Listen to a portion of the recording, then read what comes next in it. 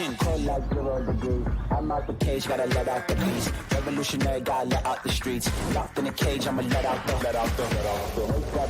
sheets. We came for one man, forget my peace. You take the west, I'll take on the east. I'ma put him in the cage, never let out the. I hear him chat to the noise, move too quick, can't stop for the talking.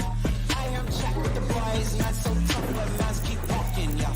Just too sharp with the prize, like girls, let it tell me I'm awesome, yeah. Hot like fire on the pan, if you wanna touch me, please use caution. Stop that, stop that, stop that. By way of good morning, Amin opens by insulting me. He flies in on a red eye. We've got a crew here that's hurting a little bit because Stugotz is sick. We don't know if he's going to make it during the show. I'm sick. Bad time to get sick before the Super Bowl. I believe that Stugotz would argue that football did this to him. I think that would be the official diagnosis from Dr. McDaniel. Yeah. We have Amin over here, and his face still doesn't look right from that fall after the holiday party. There's something that doesn't look quite right about his face, but the way that he comes in here and insults me by outside of half of his swollen limp is he comes in here and he says, Dan, you're an asterisk guy. You're an asterisk guy. Right. What do you mean by that? It's a big asterisk guy. Really? Yeah. Huge. That can mean so many things. Right. So this topic is actually a couple weeks old from the regular season. You talk about Saquon Barkley, and you were saying if he had played that last game and broke the record, it should be an asterisk because he did it in 17 games. I didn't say there should be an asterisk. I just said that it's not the same to do it in 17 games as it is to do it in 16 games or do it in 14 games. How could you possibly disagree with that, though? He's right. I'm not disagreeing. I'm saying that's an asterisk guy. Okay. That's right? a context. Right. Well, So, what is an asterisk context? Is an asterisk pejorative? I think of an asterisk as neutral, benign. Pejorative. I mean, but then you're also missing the context of I think he's done it in less carries. So it's an extra game, but it's less opportunities to do so. second asterisk. But I'm just saying that it's a nullified asterisk No, because you're saying that, he had more opportunities, but he actually had less more time. You got to put that second asterisk on there because the asterisk is at the bottom where you look it up in the footnotes. Is this and it where you says, start getting like little 2+ signs? You're like, what the hell is that? Now Was you're that with even me. on the keyboard? Exactly. Yeah, that's confusing. Well- Keyboards have been simplified but complicated. Yeah. You know what I mean? Yeah. Before, they were a lot longer, and then they had that secondary number pad, and then all the little tildes and stuff on top of it. It was easy to find things.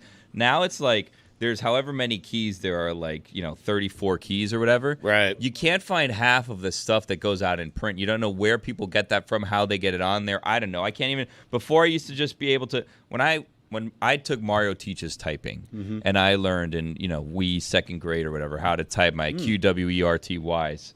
You know what I mean? or QWERTY. When I was doing that, ASD, FG, all of that stuff, right? I knew Alt 164 was this. Alt 132 was that. I don't even know where Alt is anymore. I'm going to tell you It's right on now, the right, Billy, but I don't know where it is on the keyboard. you're an old man because nobody uses keyboards like in the early 21st century. Oh, I'm typing. Use it on your phone. You know how I get to all those weird symbols? You hold the letters down, and then a menu pops up. And if I want an O with 2 dots on it, if I want an Enya over my N, all of that's on my phone keyboard. I'm not out here trying. Enya. That's a fine. Venmo fine. Enya, not Enya. What'd I say? $2. You said Enya. That's what I was talking about. I was talking about the band. If you hold down the N, the song comes out. It is National Curmudgeon Day. Billy is an old man. He's been an old man since he came out of the womb. And I want to know how the group feels in general about both the asterisk and the footnote, because I'm not again the asterisk. I'm for the asterisk. I think the asterisk, if you want to give me more information that gives context to what it is that I've just read, I would like more context. We'll get to that in a second. Billy is objecting in my headsets to you calling him an old man. I thought he said Amin was an old man. He's been out of the womb, and then it came at me. Billy, it's National Curmudgeon Day. When I think of curmudgeons around here who don't want to see anybody, you just argued on behalf of life is better lived under house arrest. Oh, he's right. Well, I mean, when you see the people I see, you wouldn't disagree with Well, me. but that makes it There's seem. people I like to see, just not the ones I'm seeing. this is your life, though, is something that you continue to make smaller and smaller, and you basically don't want you live your life within a very small radius on purpose because you don't want to interact with others. I believe that is the behavior of the curmudgeon. Okay. Agree to disagree. I don't know that's how I live my life. Okay. I have good circles. Do you? Yeah, tight circles. Jessica, do you have any opinions about the footnote? How do you guys? Well, I'm not going to turn to Stugotz and ask him how he feels about the footnote, but the asterisk to me is welcome. I don't have any issues with the asterisk. I prefer when the footnote is on the page that I'm reading and not when I'm reading a dense book and the footnote is all the way at the end, because I'm not going to flip that many pages to the end. Also, I thought Enya was a Irish singer, not a band. Is that another fine for Amin? Is it not a band? Does she have a band also called Enya? It's like Sade, I thought. Like where Sade don't know. is the name of the lead singer, but it's also the name of the band. So it could be both? I think it's both. Okay. I want to get some sound here. Nick Wright's going to join us later, and he's really trying to actively push Paul Rudd and Eric Stonestreet out of the way for #1 Chiefs fan in America. He's doing the Chiefs no favors because, like Amin saying, why is Nick Wright being on with us? Malley has been hearing Nick Wright on television, Malley in the other room, and he's been screaming and yelling that he wants to punch him in the face because Nick Wright is affecting his mental health because he's listening to too much Nick Wright. But Eric Stonestreet is mad at Adam Schefter, and basically this is what's happening between Chiefs fans and the rest of the country right now. America wins because there's going to be a game. Don't get mired down in Adam Schefter's tweet. The league is favoring the Chiefs. I mean, he calls out Patrick Mahomes in his tweet like Patrick Mahomes is the only one on the beneficiary end of a roughing the passer call. He's got the biggest reach in all the NFL, and here he's out implying and furthering this conspiracy that the league is rigging the game against us. Here's the deal. I love football. I love it all. I hate that stuff. And here's what I also am. I'm pro freedom of speech. I'm pro freedom of thought. You can think, if you're watching this, that the league rigs it against the Chiefs. I support your thought process in that. But I think the one place that they wouldn't want that implied is Adam Schefter tweeting to all of his followers saying, "Yep, the NFL, it sure seems like they're rigging the game for the Chiefs." It's like that, whatever. It is amazing how much Eric Stonestreet looks like Andy Reid behind him. It would appear to you that photograph was a self-portrait in his home when you look at how much he looks like Andy Reid there. The thing that's happening with the Chiefs, Stugotz, it's unbelievably stupid, and yet the math supports it when you just look at penalties, if that's all you're looking at. Right. If I were a Chiefs fan, I would be so mad right now that people are trying to dilute and diminish my excellence by making it always about something other than their excellence. If I were a Chiefs fan, I would not be paying attention to any other fan base and what they have to say about my football team. It's all the fan bases. It's not a fan base. No, I understand that, but my team is going for a third consecutive Super Bowl. I don't care what it is you have to say. Stugotz, you are not invested in this if that's what you're doing, because fandom loves to complain about all of the other people who aren't giving us enough credit. You are detached from this in a way that's unemotional. No, Dan, I love to complain about when the Patriots were going through it, Brady was getting all the calls. But if you're asking me, if I were a Chiefs fan, would I care about all the outside noise? And the answer is no. Yeah, I don't think that you represent Chiefs fans in any way right now. Chief Kingdom, I went to the game, home opener. Fandom is more fun when you're mad at somebody and then get to shut them up or not shut them up. Hear their whimpering complaints. Like, it makes it more fun if everyone is trying to take something away from you. When I believe we're all sitting here saying, my God, Mahomes is awesome. The whole erasing of Brady's memory is something that's happened pretty fast in that sport, hasn't it? Now, Dan, I think I can translate what's happening here. See, Stugotz is a Jets fan, right? Mm-hmm. And part and parcel of Jets fandom is always hating your team internally. There's an internal kind of masochistic self-dislike that you have as a Jets fan. Right. So Stugotz is just merely transposing, well, if the Jets had the success that the Chiefs had, I wouldn't care. But the reality is Stugotz would care, but in a different way. He wouldn't be like, everyone's hating on us like Chiefs fans and people from the Midwest do. Right. Stugotz would be like, oh, these guys, how are they going to mess it up? How are they not going to win 3 in a row? That's what they just could win 7 in a row, and Stugotz would still on number 8 be worried about how they're going to mess it all up because they're the Jets. You guys do understand. Just make it about yourselves. It's not that hard. Your favorite team, it wins, and everyone's talking about the refs. And the games are fixed. Like, you'll eat some. Yeah, but I'm winning. You'll eat some of that up. You'll eat some of it up because beating that out of other fan bases, beating the respect out of everybody that refuses to give it to you stubbornly because they're sitting there calling it refs, and then you win the next year, and then you win the next year. And it makes me ask the question to all of you. I know he got his money, but Tyreek Hill's awfully jealous right now, is he not? He has because to be. They just win every time. He said when he was there, we can win 7 or 8. They can without you. Like, you got your money. They are without you. You got your money, but you feel what it's like not to make the playoffs for 24, not to win a playoff game for 24 years. You enter that building, right. You get your money, you get your stardom, but at the end of the season, you want to leave because you're so frustrated because you're saying, all I know how to do is win. They kept doing it there. Like, I was trying to think of who's more jealous of whom where when you watch everything that's happening throughout the sport. Is Jason Kelce jealous of Travis because Travis gets to keep playing? Is like, who is jealous where on what it is that you're watching throughout sports? Who's the most jealous person right now? I mean, you don't think it's hard for Jason to watch his brother continue to win Super Bowls? Really? He has a late-night talk show. Like, who imagined any of this for Jason Kelce? You think, he's like, I wish I was still getting my head bashed in. Hell no. Why are we like 10 days away from the Super Bowl wondering who's jealous of each other? I'll tell you who's jealous. I'm jealous of Jason Kelce. This guy gets a late-night talk show? Come on, man. And we're starting to find out wasn't even that good at his job. Yeah. I don't think we're starting to find that out. I think Saquon Barkley makes a pretty substantive difference. Like, if I take off... Tush push. We thought it was all Jason. And I don't know. I don't know about that. I would argue, perhaps I'd be wrong, but I would argue that whatever diminishment there is between Kelce and his replacement is not as great as whatever the addition is between Barkley and what it is that the Eagles had at running back last year. That's not how. If you're the greatest of all time and there's no diminishment, are you the greatest of That's all time? why I'm asterisk guy. There you go. There he is. Just hope he locked in some of these media deals long term. You know what I mean? Tyreek Hill, though, gets his money, Stugotz. Yep. And Doesn't get the winning. now, but when he explains his frustration after the season where he pops off and he's like, I'm out of here. And he's saying, I've always won. I only know how to win. We've talked before, man, that game really hurts under all circumstances, but it hurts more when you lose. Yeah.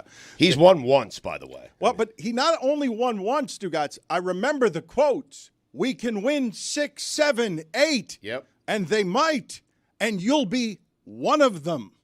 It'll be hard to explain in retrospect. Like, it's like saying Wes Welker played with Peyton Manning and Tom Brady and never won a Super Bowl. Right. You're like, how did that happen? It's like saying the Eagles kept going to Super Bowls and Jason Kelce was doing late-night TV.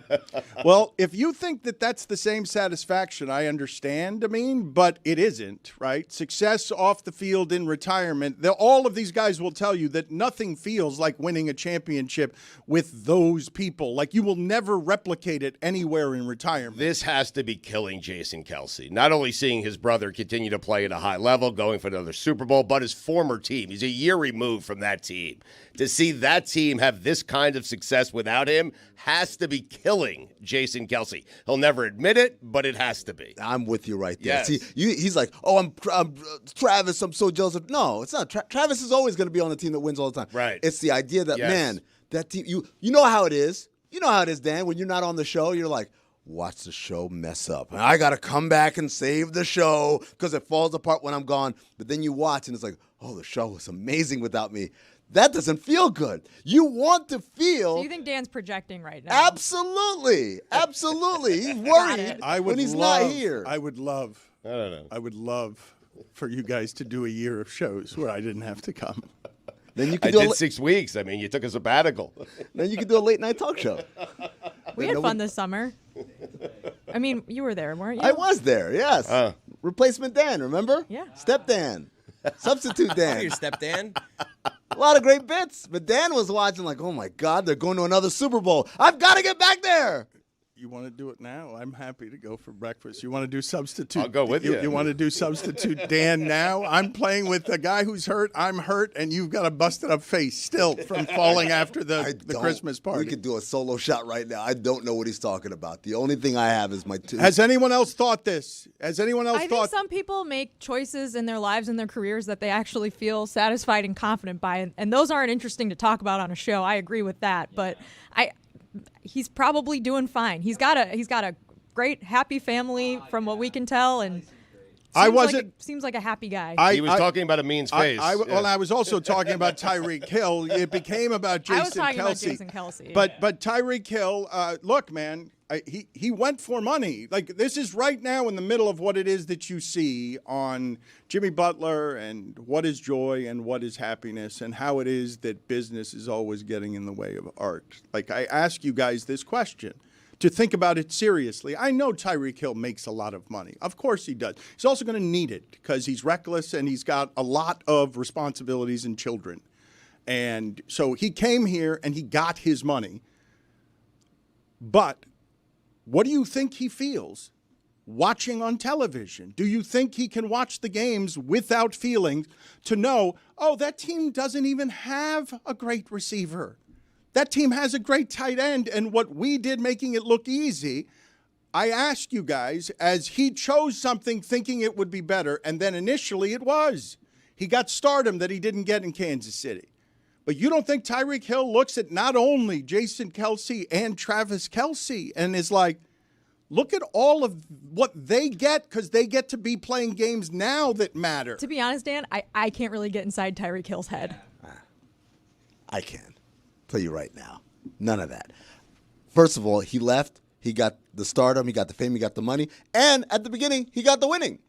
There was a feeling of, and this is what every athlete wants. Number one, every pro athlete. Number one, they want to get paid. Number two, they want to win.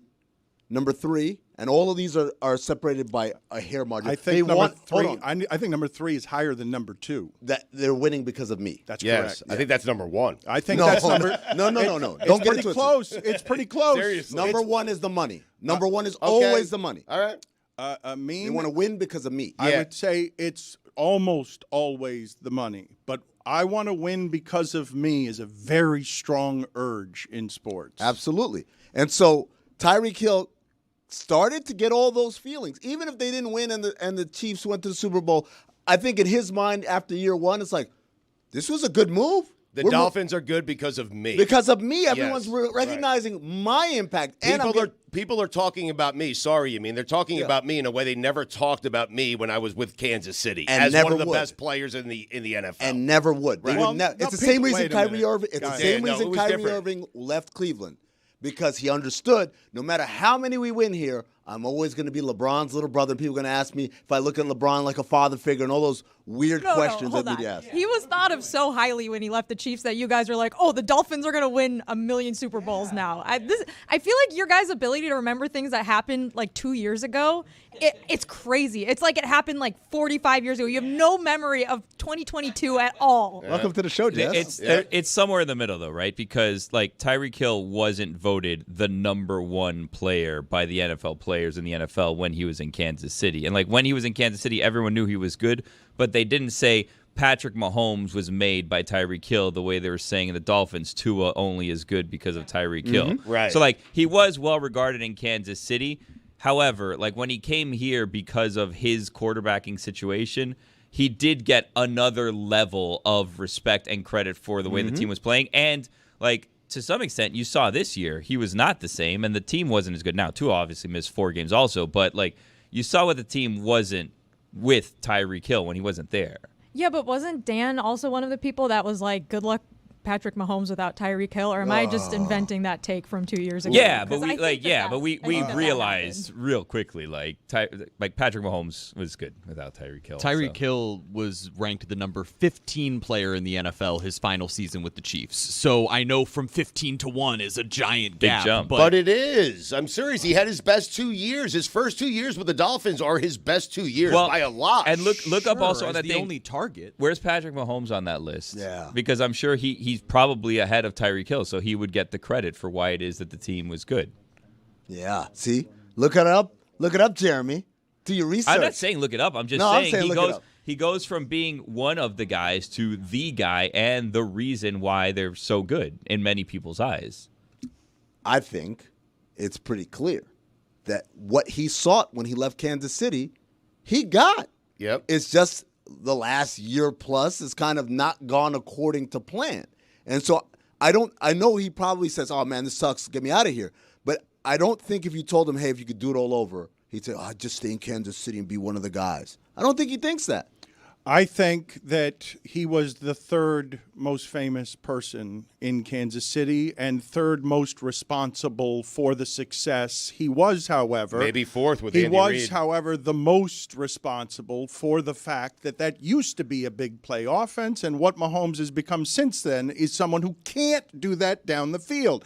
And in the category of do you appreciate things more when you get further from them, I'm sure Kyrie Irving now thinks differently about some of the LeBron James things. And what I'm asking you guys to explore is, how is Tyreek now realizing for perhaps the first time, oh, not bulletproof, can't just get 1,000 yards by being out there. Oh, I don't just win, and now I'm 30. And the job is to be faster than everyone else for the rest of my career, and I'm 30. And I'm just asking you guys if you think at any point he makes the register of, yeah, I cashed in. However, but I've got some solace. I need some solace because I need comfort from the fact that I made a bad decision. I made a decision that supported something then, but I didn't realize how hard winning actually is. I don't think he made a bad decision if you were to ask I him don't because he think got a contract that he wouldn't get, and he already won a Super. It's not like He had never the won. Super Bowl. That's he had big, the yes, Super Bowl. He right. got the contract Yes. that he sought out, and I don't think he does solace. And also, he told us that he's coming back next year faster than this year. So he's think- coming back at yeah. 30 faster than ever. I mean, what would he regret? Like, the way the sport works is that if you're good, you usually don't stay with the same place unless you're the only good player. Like, that's how it's set up. So, like, I doubt he regrets his decision. Like, I don't think Christian Wilkins regrets going to Las Vegas and getting the money that he wasn't going to get here. I don't think Kyrie Irving necessarily regrets his decision, but when he looks back on it, he has a different appreciation in its absence than he had before. This is something Tyreek Hill would have never learned there. He could have been there, won, and felt underpaid the entire time because he would have never gotten to test his ego on what it is that it was here, where he was the number one guy. He was the guy responsible for turning Tua into a quarterback and McDaniel into a genius. Everybody was celebrating that this was his team. He wasn't number 3 here. He wasn't the third most famous guy. He was the guy and the reason for winning. Are you making our point now? Right. These decisions are hard to make in the moment, but I think just about everyone, with the exception of Michael Jordan, looks back at their career and says, hey, I could have done something differently. So to that point, it succeeded, but he wanted out at the end of the season because the one time the turmoil arrived, it felt like garbage to him, and it was something foreign to him. Can we play the sound of Troy Aikman talking about Michael Irvin in the NFC Championship game? Irvin told us a story one time of being in the Super Bowl in some form of this kind of story where he's running after someone else who's on his team who has the football, screaming at him that was his Super Bowl touchdown. Let's hear what Aikman had to say. That was in the NFC Championship game, our first one in the 92 season. And we had called this play. It was 896 F flat, and the 6 was a curl route, and the 8 was the skinny post. And Michael had been running the skinny post the entire game, and I'd never thrown it. And he had been running the curl, or Alvin Harper had been running the curl, and based on coverage, every time we called that play in the game, it pretty much went to Alvin Harper. And so there, late in the game, we call 896 F flat. Michael would do this from time to time. He would try to line up where he thought the ball was going to go. And so he told Alvin, hey, you run the post. I'm going to run the curl because that's where he thought it would be thrown again. What's interesting about that is that I think because Michael went to run the curl, it created the coverage that we ultimately got. I don't know that we would have gotten the same look if Michael was the one running that route. But, Alvin catches the ball, and Michael believes that he would have been the guy getting it had he have not told Alvin to change position. Yes, he was running down the field screaming that, he was happy as he could be. It was not a selfish act on his part, but he was screaming that was his ball and it should have been him making that play. Michael Irvin says he was just screaming and it wasn't happy. It was that's my touchdown. Michael Irvin has the rare ability to be happy while screaming. He does. I've seen it. I mean, I think that it is hard to place the ego of sports and the general selfishness of people inside of the team concept once you've turned it into business. Yeah, I mean it's like relationships, right? It's like marriage, right? Every human has two innate urges in them, right, that are contradictory. Number one, I'm independent. I do everything myself. I'm the boss. I'll do this, whatever. And number two is I want to be a part of something bigger than me. And sports is like the ultimate training ground for that, where it's like, unless you're tennis or track or something like that, you want the credit. You want people to look at you as the reason for success. But also, you want to be part of something. You want to have teammates. You want to have people that lift you up, and you want to lift other people up and have that kind of camaraderie going. And so then what you're asking is at the root of all of this. Like, what does Tyreek Hill, by way of example, what does he want? And I think what he wants is kind of what he sought. He sought, to get compensated what is commensurate with I would say wants it all. I would say when you ask what does he want, I would say the money and the winning. All of it. But the winning because of me. Because of me. Well, no, your point's a good one. And so my fault. And so he never was going to get – it's like James Harden in Oklahoma City. How many would have won? They would have won 100. He never would have been MVP. He never would have had endorsement deals. He never would have been looked at the way we look at him now. It's like Kobe and Shaq. I mean, Kobe has said that the 2 titles he won without Shaq were way more important to him. Why? Because he was the reason they won those titles. When he did it with Shaq, everyone would say, it was Shaq, it was Kobe, it was Shaq, it was Kobe. He wasn't getting 100% of the credit. When he did it without Shaq, he was getting all of it. Absolutely. Yeah. And here's the deal. When it comes to any of these guys, because it's the same reason, why didn't Kentavious Caldwell-Pope come back to the Nuggets? Why didn't Bruce Brown come back to the Nuggets? I won one. Like, if you never won one, I get it. I got to stay here. This is close.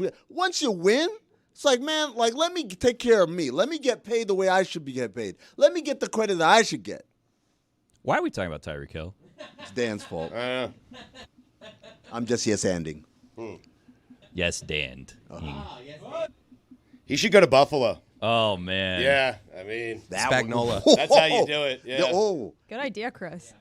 All together, right? Yeah, Spags. Tyreek Hill. The band is back together. Well, since you mentioned Spags, and now we've got Spags against Fangs in the Super Bowl, can you guys please get for me, because Warren Sharp is out here, and Warren Sharp, my God, does this guy dive deep, deep into the numbers. And he got to this take later than God Bless Football, later than Stugotz and Billy Gill, and I don't know if Billy wants to accuse him of stealing this Well, we tape. stole it from Bill Barnwell, so. Okay, but you stole it first, and you stole it better. That's because right, you were there before Warren Sharp, and you said that fixing the Buffalo Bills in 2 easy steps would be fire Sean McDermott, hire your boy Spags.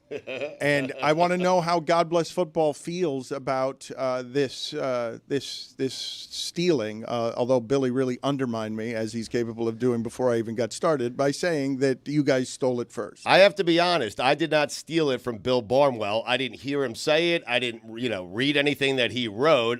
Billy, you may have stolen it, but I came in with a fresh thought that morning. I mean... I literally pitched it to you on air, and you said that's a good idea. And then you came to this show, and I guess forgot that I did it to you 5 minutes before. So you stole it from Bill. Yeah, no, but I credited him on the front end. All right, that's nice of you. Don't do that next time. Yeah, by the time it gets to Stugotz, it becomes his idea. No, but this is how it's been happening for years. The whole thing's been happening exactly as you just described it. You on your platform said the thing correctly and sourced it, and then Stugotz, it became his idea, and he gets mad at Warren Sharp when he says Warren Sharp stole my idea. That's how it's been happening for 20 years. Well, Chris also in here accused someone of stealing the idea from him when he in fact stole it from Jess without realizing he stole it from Jess just that day. But I didn't hear Bill say it, but Bill's like not usually doing like super complex bits. But he was, I assume, joking about it. I want to make it clear that we are all being 100% serious about it. Thank you. Was he joking about it? I I'm not going to listen back. Wait, no. If he's joking about it, I'm with you. If he's joking about it, then he just gave up any ownership to it. Bill Barnwell does not joke about He football. was half joking. No, he does. about He it. does. not right. joke about football. No, but it means right. It doesn't count. If he was even half joking, it No, doesn't we're count. all serious. Yeah, If this you're is dead a real serious, take. then it's yours. How do you guys feel about stolen goods? Are you dead serious about them? Well, here's my question. Then they're yours. I had a conversation out there before, and I was like, look, I'm not one to steal, but also I don't ask where certain things come from. You know what I mean? Like, if someone steals something and then they gift it to me, I didn't steal it. Mm-hmm. So I don't know if you guys feel the same way. I feel like it's still probably a crime. And to be clear, I don't have stolen goods. It was just a conversation. That you know of. hypothetical. That you know of. Yeah, Right. outside. Exactly. That I know of because I don't ask. Depends on the level, right? Like, let's say this jacket, for example. Yeah. It's a jacket. Literally this jacket. So what? Maybe it was in a box at Radio Row last year. It wasn't intended for me, but I asked someone, hey, how does one get one of those jackets? And then they snuck it over to me and put it in my backpack. Mm-hmm. I'm glad that you brought up Radio Row, Billy. Put these things on the poll, please, Juju. Does Tyreek Hill do Salas? I have an update on Bill, by the way. He tweeted this, according to Taylor. I don't actually think that Bill should hire Spags as their head coach, but I do think it's a perfect debate show opinion. So he's basically giving us permission to steal it. Free play. Does Bill Barnwell joke about football is the other poll question at Le Batard Show, because I had the same reaction that Chris did when they were like, maybe Bill Barnwell was joking. It was like, what are you No, what are you I said talking I doubt about? he was joking. Uh, That but- was but- not what I said. Yes, thank you. Not about something so serious. That Bill Does he joke about anything? Yes, Bill's great. Stand down, asterisk guy is here. I heard he goes to Ren fairs. I can see that. Really? I can see that. I couldn't see that, actually. He told you to stand down. He does travel a lot, though. Media I feel like members he's who always in Australia. media members who look like they go to the Ren Fair. I'm here for this game. If you're always going to Australia, someone should ask questions. Also, this is a bad week to joke about football. Like, I don't know if you guys have seen some of the analysis discourse out there, but there's threats going on. It's a dark, dirty place right now on the internet. Threats, you say? Really? Oh, yeah. It is today. It's a dark, dirty Ryan place. Leaf took things to a weird place okay. the other day. It was really weird. Wow. All right. Put it on the poll at Le Batard Show. Has Ryan Leaf taken the internet to a darker place at Le Batard Show? A staple on Radio Row, Billy. Ryan Lee. Well, I'm glad you guys mentioned Radio Row, because I'm Super Bowl serious. week, No, now. Stugotz may be sick today. Stugotz may be hurting at the end of a football season where he has alleged, and I don't even disagree with him, that football has been harder on him this year than it's been on any of the players. He is broken from flying all over the country chasing around football and Spags. He's friends with Spags. He is building a God bless football empire with Billy, and he's tired. And the season's about to end. And we got a lot of people worried because Radio Row is a bit of an adventure for us the last few years, and it's been hard. But Jenny was looking around and a little bit scared about what next week foretells, and with his waddle swagger, Stugotz is like, this is the most reliable Stugotz there is. Radio Row Stugotz. Radio Row Stugotz. There is no one more prepared for this. This is a holiday for Stugotz. This week, Billy, you're ready to That's own the definitely entire his thing. opinion of how Radio Row goes, is that he's the most reliable, no one more reliable. Well, no, I love it. The point I was making to Jenny is that's the place I'll show up 3 hours early. I'll be there. It's a content factory for me, Billy. You know that. But you won't be on your set. You'll be walking around. That's Where's kind of there? Yeah. that's kind of the thing. We're up against a deadline. We need Right. to Smoke record break, a segment. buddy. We only have 20 minutes. I got to go for a heater.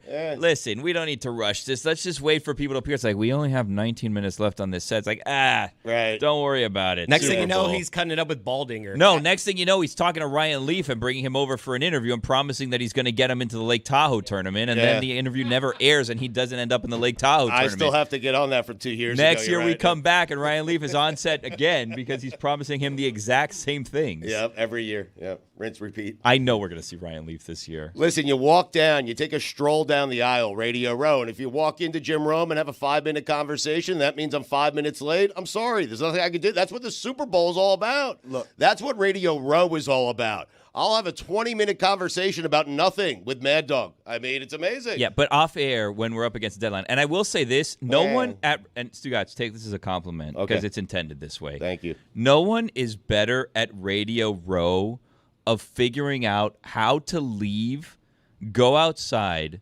smoke, and make it back through security with 5 minutes than Stugotz. Thank you. How he gets in and out of security so quickly to go smoke and do whatever it is that he's up to outside. That's laying the groundwork. That's front-end work. Boom. Okay, I befriend all the security guys. I bring them coffee every morning. They let None me of in and that's out whenever true. I want. Such a Yeah. None of that's I true. smoke Bro. indoors. I mean, You know we've been there. That's with you. probably true. Bringing coffee. Never Absolute pro. once have you brought coffee to someone. not a Billy, not what a- is true? Like, okay. None of it. Billy, okay. Not a no, word. the smoking inside. Billy, I want to explore this, okay? Because No. you don't want to explore this? No, I feel like Tyreek Hill now. I can't wait. It's going to be Let's so much explore. fun. I'm framing Stugotz as reliable Stugotz during the Super Bowl because he's legitimately excited, as he is every year, about Radio Row. I am under no illusion that that's because he is working the entire time. It is because he's working it the entire time. He's doing Stugotz finger guns all over the place, and this is where Stugotz gets to be the most famous version of himself in the middle of sports importance. Yeah. Yep. I love it. This is how he knows all the local affiliate call letters. I'm always amazed when Stugotz like WKRP in Cincinnati. I'm like, how'd you know? Yeah, but it largely amounts to nothing. I guess is kind of like that time would be better spent doing anything but Billy, that. we are paying 'Cause it's not- Stugotz for schmoozing. I at know, but he's Super not Bowl bringing week. in anyone. Everyone else is booking these people. He's just walking around glad-handing, promising people hits he's going to do that he doesn't do, Stugotz's promising Senior people Bowl. other Yeah. types of hits It he's going to do It's that my he is Senior doing. Bowl. Yes. It's just him just talking to agent. It's just like that's his. I'm not doing actual content here. I'm making relationships. Why do y'all think they say yes? Like, what show They is it? don't Thank you. say yes to him. Oh, They all say yes do. to the They all booker. do. The Yeah. booker says Stugotz is like, Yeah. oh yeah, the Yep. guy that brought the coffee and was hanging out with me. I want to get WGR and Buffalo could have a big week next week. I want to get to the bottom of this, but I want you to understand we are very much headed into Stugotz's adult prom.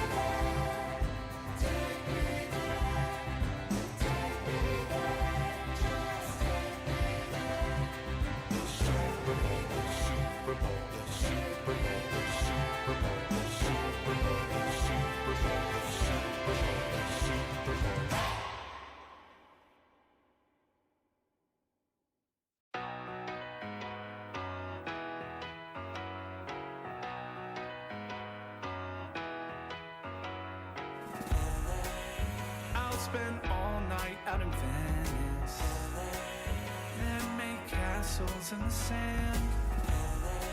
Santa Monica's calling, but I'm here to cover the Rams. I'll stay in and avoid chateaus.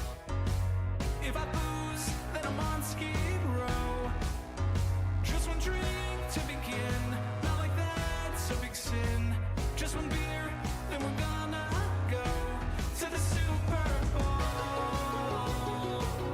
Now, Mike, you know we're here to cover the big game. It's a time to be professional and avoid all the temptations the City of Angels may have to offer. Ain't that right, Jess and Kate? That's right. We're just here to ask quirky questions to grown men wearing their full uniforms without pads in a convention hall. Oh my God, is that George Clooney? It is! Baby, you once got at the Roxy. Come on now! One shot at whiskey, a go-go. There we go! Now we're drinking to unemployed technicians, but a job to do. Professionals with a drink or two. Just a thimble of gin, and then I'll be locked in. After gin, then we're gonna go to the Super Bowl. To the Super Bowl. Super I mean, we have been locked up for a while. Yeah, there's no rule against covering the big game and enjoying La La Land. Wait a minute, it's the Walk of Fame. So much to see instead of the big game. And the traffic is bad on La Brea. So come on, join me in popping tequila. I'm just here to drink and find Lewis Hamilton. Hey guys. I am a brand. You gonna shotgun a beer or what? I don't feel so good. I am genuinely fucked up right now.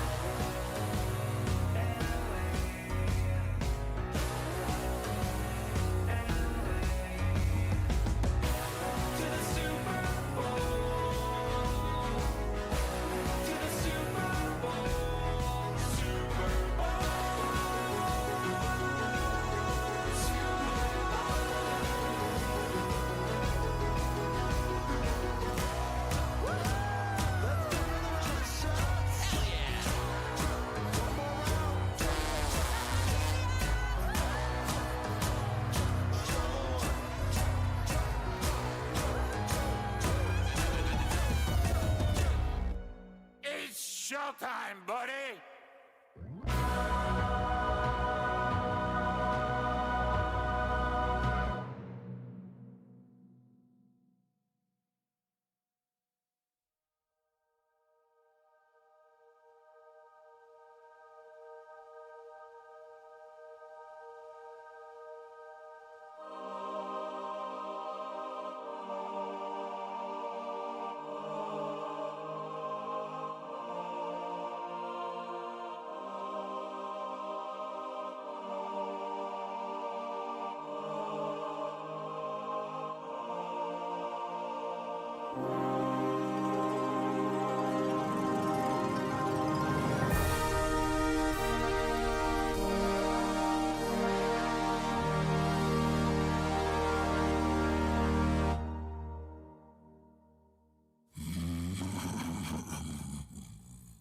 The Bengal speaks.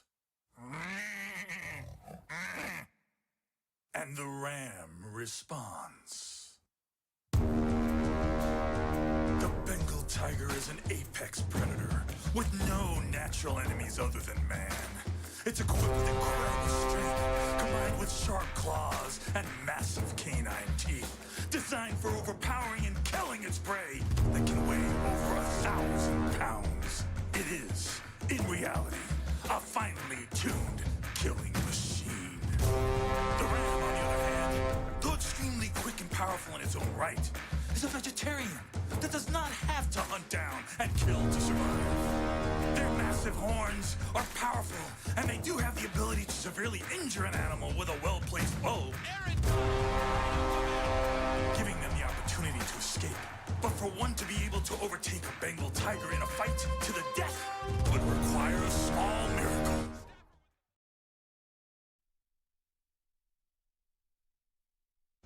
This episode of the Dan Le Batard Show with Stugotz is presented by Venmo. Going to bring in David Sampson here, but I feel bad for Amin because he just endured something that I would not wish upon others. And I do think sometimes that we lose like perspective on certain things. For example, Tyrese Maxey is taller than A.J. Brown. He's taller than A.J. Brown. He goes in, daps him up yesterday, and I'm like, oh, I didn't know that he was taller. But, of course, you're always getting fooled by the height of these people and how different some of these things are than you think they are. Amin went and saw the Wizards last week, and it is jarring. You don't get used to how good basketball is until you see it played that poorly. Like, to realize that your perspective has changed. You might complain about what basketball is today, but the teams are so good that the Wizards exist and they're not a professional basketball team. Yeah, like it is. First of all, I've described the way the Wizards and particularly Jordan Poole, the way they play is offensive. It offends me as a basketball person to watch them. But watching them last week against the Lakers, I realized a lot of stuff. I realized that the Wizards aren't bad because they don't have talent. And I think a lot of times, was that me? Yeah, that's a fine. That's a fine Venmo. Yes, that's a Venmo fine. And Enya's not a band. Well, hold on now. Let's not mix. I got to get to David Sampson, so make your point, please. Well, I didn't know I was going to make the point quickly, but basically the idea is that they don't lose games because they're not talented. A lot of times when we see a bad team, we're like, oh, because they don't have any talent. Oh, they stink or whatever. But a lot of times it's not the talent gap that's responsible for the the misfortune. What's responsible is making sloppy, silly mistakes that they just not paying attention. So it's a bad pass. It's a dumb shot. It's falling asleep on defense. It's all these things that aren't, oh my God, LeBron and Anthony Davis are just better than They're us. terrible at basketball. Yes, but almost like as a choice. Because I don't think they're bad basketball players. I just think there is a collective don't give an F about the way we do this. And what also happens with bad teams is it is contagious. Meaning, why should I give an F? He doesn't give an F. And so no one feels a responsibility. That's why when we talk about culture and culture setters and all that, they're so important, is because those are the guys that make it happen and keep everybody accountable and keep everybody knowing that we're pulling in the same direction. Dan wanted to start with this topic, Dave. I wanted to talk about a different man, which is what I texted you about. But Dan was like, let me ask you about this. So I'm like, all right, I guess I got to do my thesis. It's my fault. Pretty much. That you just did that. That David Sampson was kept waiting that long. How were the Wizards? So you could tell us that bad teams are bad. Okay. No, it's your fault. That was the topic you picked to start. You didn't say, hey, David, what you got for us? You said, hey, Amin, let's talk about bad teams. I'm like, okay. I mean, David's waiting, but who am I? I'm just a good soldier. I follow the captain's orders. You think that was good soldier. You think this is good soldier. Yes. What kind of army do I have? The worst ever. Oh, my God, right? Look at him. Like, this is the soldier who gets me killed in battle. It's like, aren't I a good soldier? I'm so You're the good one at who soldiering. gets killed, like, right as it starts. Like, right as the It's scene my starts. fault that I threw the ball to him, and he's like, I didn't know you were going to ask me to dribble for this long. No. It's your fault that you called the play like, we're going to post up Amin, but David's in the game. No. It's an Amin post-up. So Amin posts up, and he backs up, and he goes up and under, and he gets fouled, and he goes to the free throw line, and David's like, I haven't touched the ball for 13 seconds. Well, David, I'm sorry. The play was called for me. You don't like it? I'm just Talk to coach. upset, that not only did you not get to the free throw line, but basically you backed up, and then you traveled, and then threw up a brick. And then you said the coach called a bad play. That was a bad play by the coach. That wasn't no brick. Why did I turn into You Zazzle? also rattled him, Samson, because he could see your face and the disgust. And you actually tapped on your watch, which is an incredible move to tap on your watch as like, man, Amin's really hogging all my time here.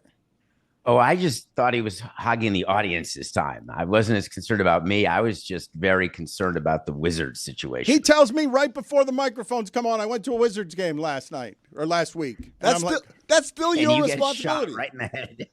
That's still your responsibility to say, all right, that's cool. I'm going to go in a different Well, direction. I thought you wanted. Okay. This is all right. I mean, this is what happens on bad teams right here, where it's like he shoots himself in the face and then he blames me. Hold on. I didn't shoot myself in the face. My point was really good. That bad teams are bad. No, not why they're bad. Why are they bad? Oh, because our quarterback sucks. No, because every little part of it, nobody cares. Nobody pulls together. And now the head coach is blaming the players. See? Bad teams. Doubling down. Samson, your thoughts, though, on bad teams, like what makes them bad? Because what I'm saying about the Wizards, there are any number of bad tems in the NBA. We brought in our expert on bad teams. Thank you, Chris.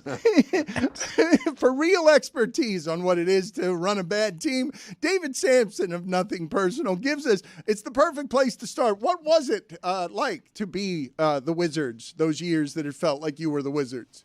I can tell you that when you put together a bad team, you know you're putting them together as you're doing it. And you get to spring training and you pretend that, hey, screw them, screw all the people who know what they're saying. We can do it together. And the players are all looking at each other and the front office is all looking at each other and saying, we're going to lose $100. We just don't have enough. And a bad team is when you don't have enough good players. It's not about the players not. Amin, what you were saying is funny to me because you should know this. You can have good players that have bad results. You can have bad players that have good results. What makes a bad team is when you have a combination of bad players who don't in any way get a greater sum than just the parts. And that's what I specialized in, is putting players together whose sum was less than the parts. I would say that more often than not, when you, at least in basketball, I can't speak for baseball, but when I watch a basketball game between a good team and a bad team, I don't see, not that it doesn't happen. There are some nights you did everything right. Guess what? They're just better. But so many possessions, so many games, that's not what's happening. What's happening is you did something dumb and they got a free, easy layup over here. You did something dumb and they got another possession. You did something dumb and you fell asleep and they got a layup over there. And that's it. That's all it is. And the part where, LeBron and Anthony Davis are way better than Kyle Kuzma and Jordan Poole never even gets a chance to prove itself because you're doing everything wrong that's making the game so incredibly easy for them. No, I think the existence of when you've got Poole and Kyle as your 1 and 2, going into every game that your 1 and 2 is worse than every other team's 1 and 2. And that's what causes you to try too hard or to take the extra base when it's not there or to try to throw ahead of the runner instead of to where you're supposed to throw it to and stop a runner from getting in scoring position. You do these things because you're pressing because you have a talent gap. Is that how you felt when you had Tom Kohler as your number 2? Tom Kohler was really a bulldog. If you look back at him, actually, I don't want to innings eater. He'll give you a 5 ERA. You'll keep throwing him out there. He won't get hurt, and he'll give you. He'll just give up 5 runs in 6 innings, and and you'll lose all those games. Tom Kohler was 8 years away from making $18 million a year for what he provided. So you can yuck on Tom Kohler's yum all you want, but we loved having him in the rotation. And we loved when we gave him the ball because he was going to give us a chance to win because he was going to rest our bullpen, which was going to be helpful for games going forward. And the offense knew that if they put up runs, which we would have a hard time doing, that Kohler would be able to do a shutdown inning, which is important. So don't hate on Tom Kohler. The Braves That's just wrong. The Braves also enjoyed him being in your rotation. 5-10 with a 4.41 ERA in 2013 when the Marlins won 62 total games. Well, we lost 100 that year, Jeremy. Yep, that's right. Because everybody was the number 2 starter. Him, Jacob Turner, Ricky Nolasco, Nathan Eovaldi. He's got a hang. I'm Some of those far guys more were good. embarrassed that Mark Hendrickson was an opening day pitcher. There we go. That's a good one. That's the biggest Now you're playing the embarrassment game. in my career. You're playing it better, Thank not you, David. surprisingly, than Chris Cody. But you did understand that Chris Cody was just trying to, and succeeded, say a funny name. Like he was just looking through all of those rosters and trying to find one, and then he conjured a shape when he said that funny name. And all of us thought to ourselves here who knew who he was talking about, oh yeah, that square that David Sampson, like physical square, would throw out there for 6 innings because David Sampson needed an employee to go out there and throw 6 innings so they could get to losing their 100 games. Somebody go out there every 5th day, cash this check and earn it because I need someone to spend 5 innings out there. That's the math you were doing with your business then, was it not? Like you admire this man because he was a good employee. That's a noble pursuit, what you're describing. It's not as easy as you may think to find 9 innings times 162 games to find anyone to pitch. No, but Tom Kohler wasn't that. He was a huge winner in the minor leagues. When we called him up, he just found a way to win games. I don't want to do this. I don't want to do this. I understand it now. This is why you want to start with that topic, so that David would have some expertise. Hendrickson was the worst. What's the second worst when you do those lists of things that you guys did when you're like, oh, my God, we're going to be bad? Well, it was not great having Chen as our opening day starter because we were trying to salvage him and he was overpaid. But no, I think that the problem we had when Hendrickson started for us, you remember he was in the NBA, do you remember him in the NBA? Wrong sport. He was like 6'9", yeah. He may have been I think he was the tallest player I ever had. He was definitely, maybe I'm wrong. Taller than Volstad? Wasn't Volstad? I thought, wasn't Hendrickson like 6'10"? Do I have this wrong? Summer league guy. I thought he was a basketball player. He was 6'9", 240. Yeah, I had him as high. Volstad was 6'8". tall. Sean West was tall. Andrew Miller was tall. He was maybe a 6'7" lefty. So we had a bunch of tall guys. But no, there's no correlation. And the thing is, when Hendrickson's out there, he's so tall, you think it's going to be good. And then he comes out throwing, 88. And you realize, wow, this is not going to work. I remember that opening day. And when we were scheduling, your opening day starter the first week of spring training, but you don't tell anyone. So you can make this big PR announcement. And we knew that Hendrickson was going to start opening day. So we didn't want to announce it. We were hoping for an injury of some sort or some God's work that would make the announcement land better. So I remember we worked with our PR guy saying, all right, when do we want to slip this in like Jerry Jones introducing Schottenheimer? How can we get it out there that we are absolutely going to lose 100 games? And it didn't work. John Roush was 6'11". Oh, he was a tall guy. Good call. When we talk tall people, I want to show you guys a picture here when I'm talking about the proportion of these things, because I don't think most people think, listening to this, that Steve Kerr is big. He's tall. Steve Kerr is 6'4". If you think of him as a player, you might not think of him as that tall. But this picture right here, I very infrequently feel small around people. That's Mike Miller, a shooter, and Udonis Haslem, an undersized power forward. When you say these people are tall, David, you're perpetually feeling like that, are you not? Well, I'm used to that. So, yes, I'm only 65 inches. So I definitely, there are pictures of me all over when I'm talking to players or talking to a Stanton, and it makes you feel even smaller. So I would do a lot of my meetings with players where I would stand on the top step of the dugout when a player was in the dugout, trying to change the power dynamic, because I always felt that if they're looking down at me too much in a negotiation or when we're talking about what their role is going to be, that they'll get distracted by that power play. So I would try, and to this day I do that. I try to do as much sitting down as possible, because everyone, when you're sitting down, generally, if you lift your chair up, I do this with Skipper, Dan. When we record with Skipper, I put my chair way up so it looks like my head is on the same level as Skipper. And sometimes he notices it when we're recording a show and he gets pissed off. And he'll say, put your chair down. Or he'll try to raise his chair to get that dynamic back. I will not be below you. My flat screen's bigger than you. How many months old are you? I don't even understand what that means. Well, you just said how many inches you were. And so when you're 5'5", you generally say 65 inches. Do you? You're 5'5". Does anyone say they're 5'5"? Yeah, I do, and I think I'm taller than you. I'm 5'5". I don't mean to shame you here. It's funny that you would take that into consideration when, it also seems kind of torturous, a thing to have to take into consideration to how do I figure out how to stand, how to have this conversation with Stanton near the dugout steps so that I could be on the top one. It's the same thing. You have to worry about hitting your head on a ledge when you're walking through on a small door. I don't have to think about those things. I don't hit my head on rafters. So we each have our cross to bear. I have David racing to the top step like Costanza when he wanted to sit on one side of the couch. He's trying to get there real fast. No, when you're the president of a team, you don't have to do that. As a member of Metal Arc, I do have to do that. There's a lot more racing today than there was in my previous life. But no, I didn't have to race. But there were some photos where it was just patently obvious how small I actually am. But these players, many of them are just big. And in the NBA, it's a totally different story. You talk about Steve Kerr at 6'4". You go to an airport and have Steve Kerr just walk. I was at an airport with Mark Jackson, and he was just walking, and he was a head taller than anybody else in the airport. And he is known as not a big guy in the NBA. So it's a different world in the NBA. Did you ever have to hit the red button on a team photo taken that showed the height disparity?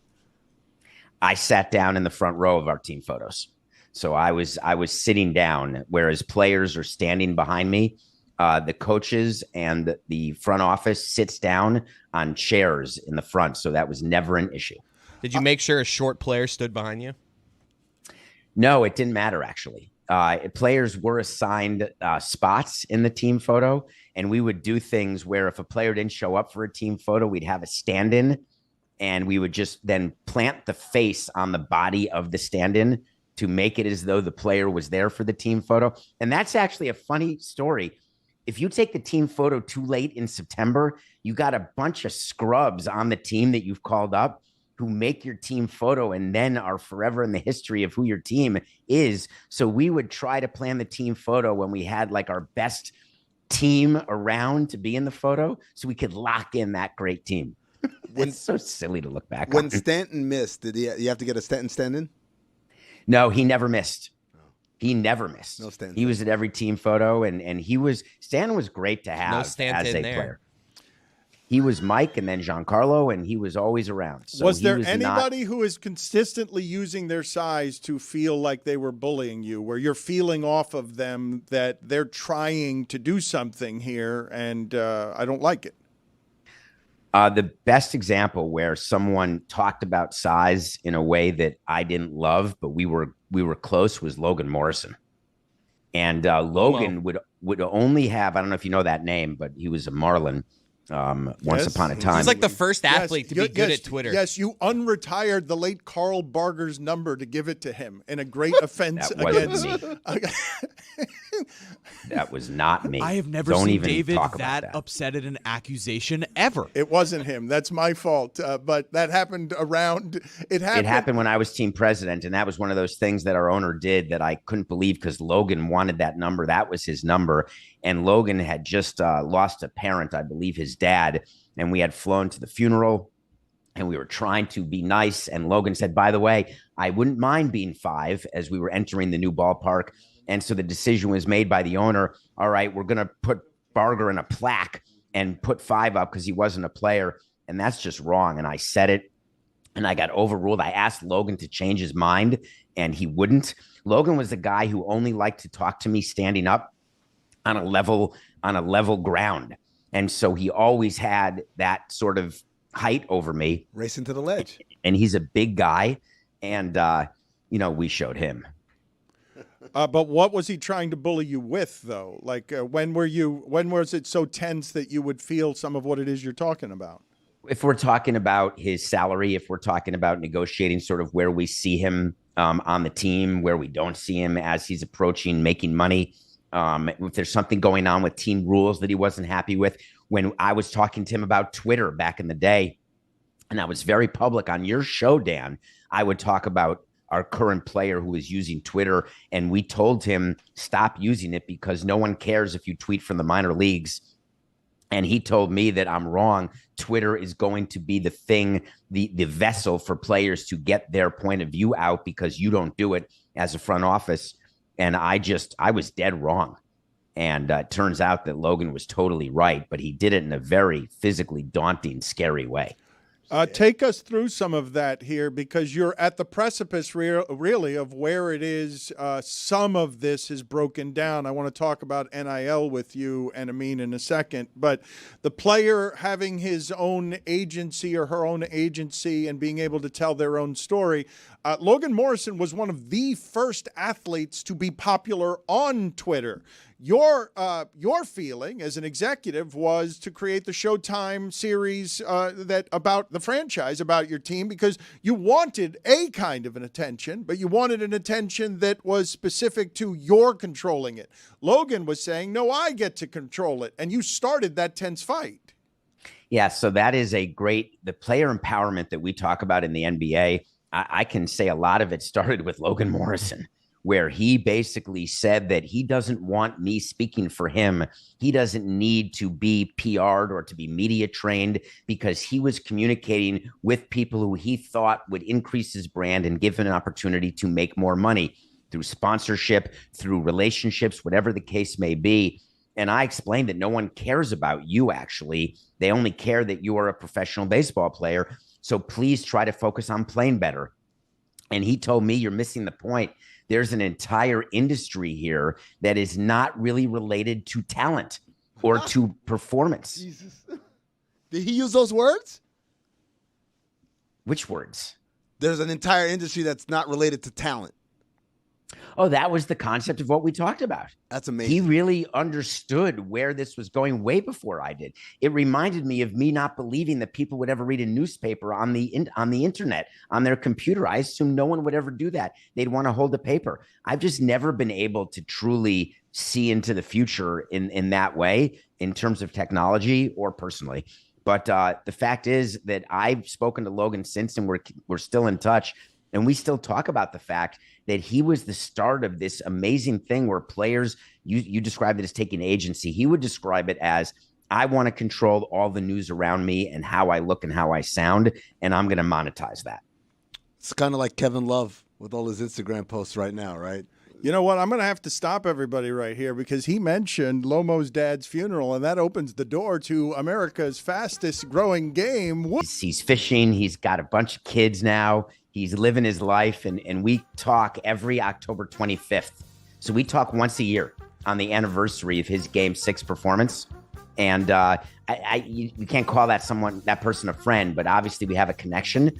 And we haven't talked about his funeral, though we both suspect that it's coming soon for both of us. But I think I would have to. What's that yearly text look like? Like, hey, still love you, big game, Josh. Like, what? It's a check-in text, and then sometimes it segues into a phone call where we'll catch up. But it's just sort of acknowledgement that we shared something, and we mark it on that anniversary. And to him, it was no matter what he did with the Red Sox, October 25th of 2003 was the number one moment of a career for both of us. And so it's fun to talk to him about it. We're not just going to steamroll past this. Did you just say you and Josh Beckett acknowledge that you're both not going to live that much longer? We do talk about that quite a bit, actually. What's happening? What's happening? When are you dying? It's based on age. It's based on stress. It's based on just because you're rich and retired at a young age doesn't mean you don't have stress and anxiety. And it doesn't matter if you go fishing all the time. It still can impact you. And both of us have this weird sort of view that it could be the 8th inning and we're going to take the ball for the 9th. But I've always lived my life that way. I've always assumed that, a week from Tuesday will be it for me. I can't tell you guys. An outcast at that funeral because I have a relationship with these people. That's a horrible thing. Can we not? Can you edit that out? Actually, okay. Cut out the live get right. Yes, please end the live portion of our show. Just edit that out. We've gone too far. David, before you get out of here, it's a great game. We need to play it. Yes, it is a great game. We need to play it more often. But before we get him out of here, I do want to ask him about A Different Man, which is the Sebastian Stan movie. What'd you think of it? Sebastian Stan was nominated for The Apprentice, and he was really good in The Apprentice, but he was way better in A Different Man, which is sort of the updated version of an old movie with Eric Stoltz and Cher called Mask. Mm-hmm. And it's about a deformed person, and it's played by a real deformed actor. He's really has that issue. And it is unbelievable the way we react to people with physical deformities. And it's horribly sad and incredibly hurtful. And we all do it. And we pretend we don't, but we do. And Sebastian Stan goes from deformed to not deformed and realizes that life may be better deformed. And that is an amazing sort of concept. Is that the correct word? Because this movie, it did capture my eye because it did look like the Mask, the Cher movie that you're talking about, right? Where the head and face of someone is something that anybody would look at, and it doesn't look right. Is deformed the proper way to say that? You're putting me on the spot, so I assume you have the answer to that. I don't know the answer. The reason I'm asking the question, though, is because when I was watching that movie, I thought that movie took some real great chances there, and I thought that movie was interesting in what it is that they were trying to tackle. I thought it was fascinating because Stan's character starts the movie with NF1, which is the name of the condition, and then gets cured of it, and then, like David said, at some point, I don't even know if he realizes life is better. It's just he sees someone else with NF1 living the type of life that he could have never imagined for himself when he had that condition. And so it drives him into this kind of insanity. So is that the word? Is it condition? Is that what we're going with? I don't know. I didn't mean to get stuck there. I just wanted to explain the audience because when you said deformity, you didn't make it clear that it was the head, that it was the face. Yeah, excuse me. Well, when I said mask, I assume people knew or at least would Google what that meant. But yes, it is from the neck up. It is a physical deformity is how I would describe it. But it doesn't change the way the person is. It's like screaming at a blind person thinking that they don't hear properly. It is weird how people interact with people with physical disabilities. I see it with people in wheelchairs, and I do a lot of work with people, with athletes who are have paralysis or loss of limbs. And it is just weird how people interact as though they have some sort of mental issue when in fact they don't at all. It's just a physical issue. And Sebastian Stan played it so well that frankly, I mean, I was so happy he was nominated, period, for 2 great performances this year, but I would have preferred it for different man. David, thank you for being on with us. We appreciate it. The name of the movie is Nothing. I'm sorry, the podcast is Nothing Personal. David, what are you doing? What are you doing? What are you doing? What was that? What? Just You're stumbling over a photo that's put up without anyone giving you warning that you're going to see Sebastian Stan and the actor who played the person with the condition who really has that condition, and you're fumbling trying to outboard me while this video photo's up. So yes, that is what happened. It was the proper thing to laugh at. In Lewis's meager defense, he did say that the photo was jarring, and so he was trying to make an executive decision, and he made a poor one because he startled me, and I wasn't able to get you out of here. So thank you, David. I appreciate the time. Nothing Personal is the name of the podcast. The Sporting Class, I'm telling you, that he does with John Skipper, and they fight for who's got the higher chair. It is unlike anything. Never mind business, not just business, sports business, any kind of business. There's not this kind of expertise talking this way about those things. Thank you, David. So I wanted to ask the group because Amin clearly has a feeling about this movie, and I watched it the other night with Valerie. And obviously, you love any art that I love any art that makes me think a little bit about something that I had not considered. And so when Lewis said the photo is jarring, it is jarring. The entire movie is wildly transportive. Like, it takes you to a place that you might not have considered at all before, with someone trying to live a normal life with something that, if all of us were looking at it, we'd be saying, if that happened to me, how is it that I would go through life? Could I be happy? Could I be myself? Could I be somebody that was normal instead of sullen? Because I can change my life's energies just by having a different attitude, no matter how I look. Did you know what the movie was about before you started watching it? I did not. Me neither. That I think made it even better, is just not knowing where's this going. I thought it was is this like The Elephant Man? That's what I thought the movie was. And then he gets, I don't want to give too many spoilers, but as that transformation happens from him, like, oh, he really can cure it, I guess? And then realizing, oh, this is not about what he looks like. It's all about the person that was inside all along. I don't believe that the room has any interest. Well, I've been thinking. I think Tyreek might regret having left Kansas City. I want to ask you guys something else about a negotiation that's coming up. I think this one will interest people. Get me the sound, please, for when people don't want me to talk about sports media stuff, because I think this particular one is something that people might be finding interesting in what is about to be the golden age of the streaming services. Are just going to fire hose money at certain personalities because of Netflix having one of its greatest periods ever now that they've just dipped a toe in sports. Do you get annoyed every time Dan Le Batard pontificates about the sports media industry? Well, too bad, He knows you don't give a damn about what he's gonna say. It's time for Sports Media Talk today.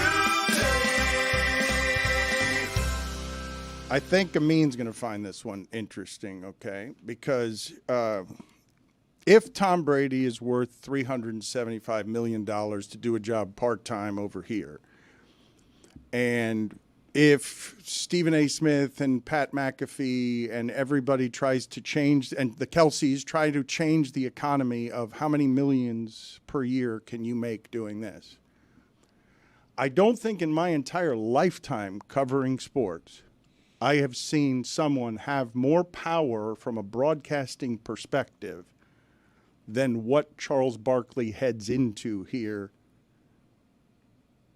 getting to decide whether he wants to work for ESPN, because he got traded, and Charles Barkley has all the power over everybody because Amazon and everybody's going to be bidding on Charles Barkley, not the entirety of the show. So he's in the position where he holds all the cards in a negotiation to work as much or as little as he wants, when it's the golden age of we're going to pay tens of millions of dollars for this. Because if Barkley's at $20 million a year now, and I understand the stratosphere is ridiculous, but He's going to have all of these giant entities saying, we want just you. You're your own network. It's not even just your show. We want just you, because having you brings us whatever Tom Brady's bringing you, because you've attached this particular name to what you do. And I just can't believe that's so with a man in his 60s. I really can't. In fairness, his CNN show got canceled in like 5 minutes. So, like, it's not like he's going places and everything he does is a giant success. Understood, but when you have everyone bidding for you and sports money is spilling all over the place at $20 million a year, there is nobody worth more, wanted by more people than this person. Like, you can say that, but everyone's going to be in the game trying to say they're the ones who have Charles Barkley. Yeah, but people make bad media deals like all the time, and Charles also pretends he's going to retire every year. So I ask you guys, do you think that this is a situation where you can find me a negotiation that someone headed into where he had more power, more in sports? Leverage? I would say that whatever Stephen A. Smith's next deal is, that he's going to have the maximum leverage. Bigger than Barkley. Bigger than Barkley, because the network has demonstrated, right? Like with Barkley, at the end of the day, it's a show. Billy's right. Like, yeah, they gave him a CNN show. They gave him, like, at the end of the day, we're talking about one show, and Chuck has made it clear. He said, quote, I won't be working like no damn dog, right? So Chuck is like, we're going to do it on my time, doing what I want to do. So you're kind of like, okay, cool, but understanding it's not going to spill over into anything else. Whereas Stephen A., you can ask Stephen A., Wimbledon's coming up. We don't have anybody. He's like, I'll do it. He'll say yes to everything. And he'll go and he'll fly over to England and he'll pretend like he knows every single player and have strong opinions and bring attention to it. And that has real currency for any media company, but especially that place where they have zero creativity or idea of like, you know what? I'm going to give a chance to this person here.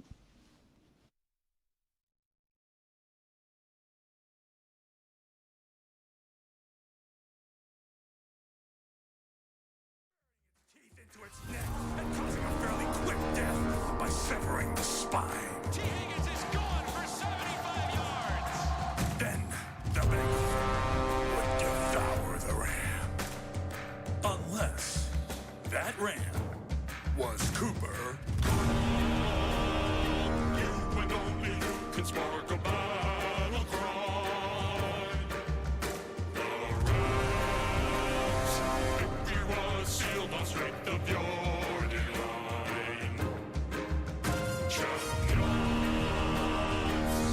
Stafford hangs back, looks off the corner, over the middle, a no-look pass. The fans are up for Cooper.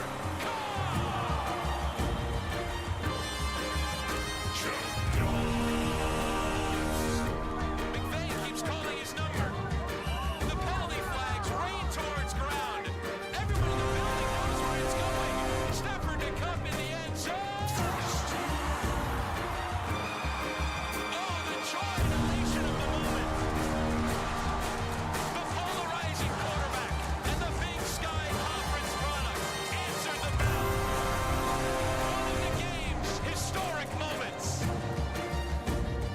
Nothing stops the NFL.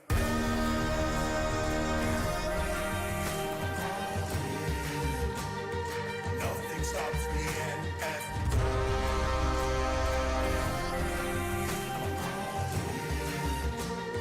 Nothing stops the NFL.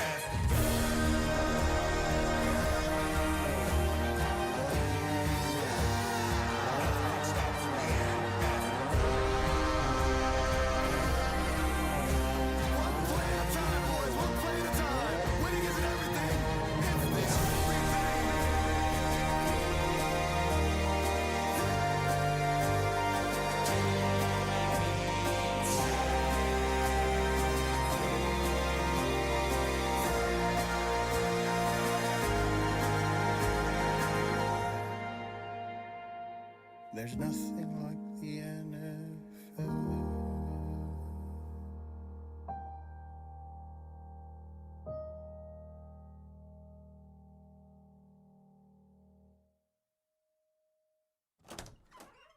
right, guys, I'm really excited about this. I've just been listening to the Hamilton soundtrack my entire drive over here. A little bit of Another Day of Sun, because Jess and I have been talking about singing that together. Super excited to be part of this. Hey, Izzy. JT, that's my friend Izzy from ESPN. Nice to meet you, man. Hey, guys. Izzy Gutierrez around the horn. What are you doing here? Yeah, no, I mean, like, look, I understand I don't really work for you guys, but I heard you guys were doing this, and it really means a lot to me. You know, representation matters. I know that's not necessarily something that really counts in your shipping container, or is really accounted for in your shipping container. So once I heard you guys were doing a big gay musical, I had to be a part of it. Doing what? The big gay musical. No, I figured I heard about it in Greg Cody's column, or No, it's the Big Game musical.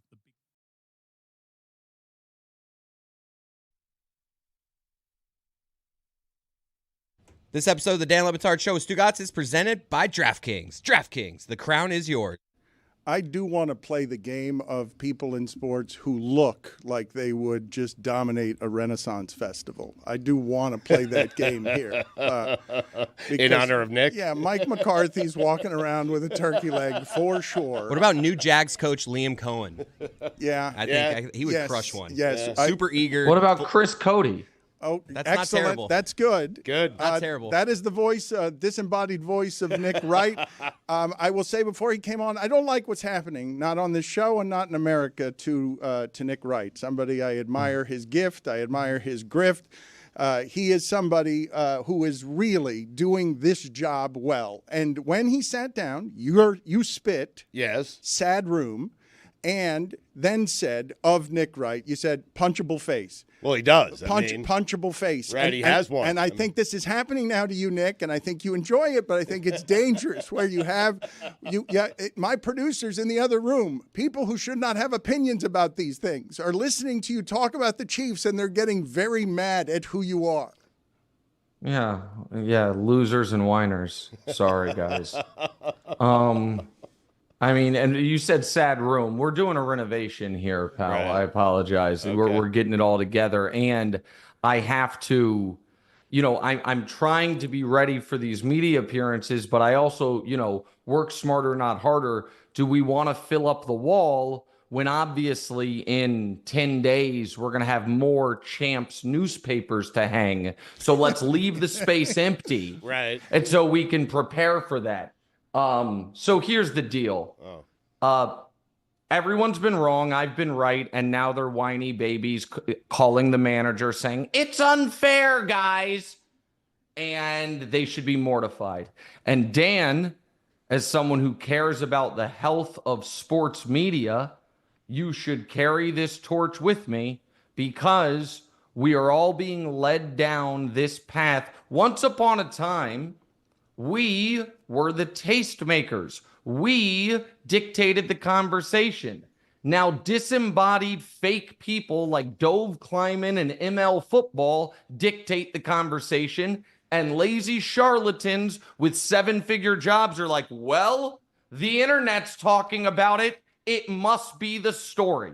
And so instead of recognizing we are watching the greatest run by the greatest team in the greatest league in the history of professional football, we are talking about Clete Blakeman. We are talking about Will Anderson. We knew it. Man, I'm old enough to remember crying about the refs after the game was loser behavior, not universally applauded. Someone finally said it.